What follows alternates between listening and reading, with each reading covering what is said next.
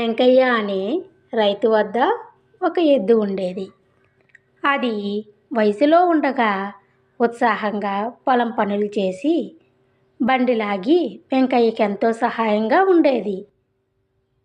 అయితే క్రమంగా ఆ ఎద్దు ముసలిదైపోయింది.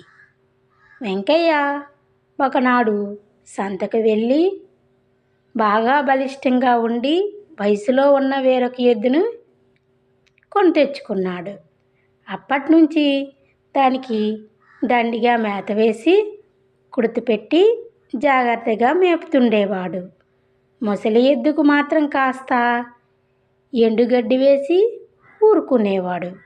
క్రమంగా అది కూడా దండగా అనుకున్న వెంకయ్య ఒకరోజు గుంజకు కట్టి ఉన్న ముసలి ఎద్దును విప్పి, నీకు పనిచేసే వయసు అయిపోయింది, శక్తి లేదు, ఇక నీవు నాకు దండగా, నీ దారి నీవు చూసుకో అని ముసలి ఎద్దుని తరిమేశాడు. ఏడుస్తూ వెళ్తున్న ఎద్దుకు గోపన్న అనే బాలుడు ఎదురొచ్చాడు. ఎద్దుని చూసి ఎందుకు ఏడుస్తున్నావు అని అడిగాడు. ముసలి ఎద్దు తన జాలిగా వినిపించింది.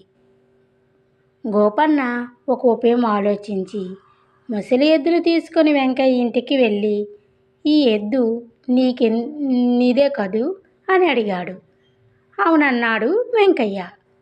దీన్ని నాకు అమ్ముతావా? నీకు 1000 వరాలు ఇస్తాను అన్నాడు గోపన్న. వెంకయ్య ఆశ్చర్యపోగా, నీకు తెలీదా?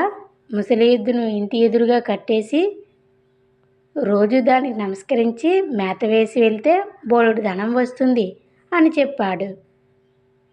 వెంకయ్య తన ముసలి ఎద్దును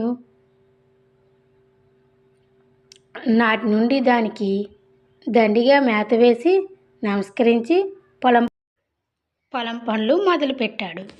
అప్పటి నుంచి వెంకయ్య ప్రతిరోజు ఆ ఎద్దుకు కావలసిన తిండి పెట్టి నమస్కరించేవాడు. దాంతో ఆ ఏడు బాగా వర్షాలు కురవడంతో పంటలు బాగా పండాయి.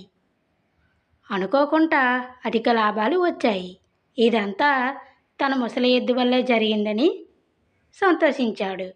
మీకు ఈ కథ నచ్చినట్లయితే లైక్ చేసి సబ్స్క్రైబ్ చేసుకోండి. Thank you for watching. Have a nice day.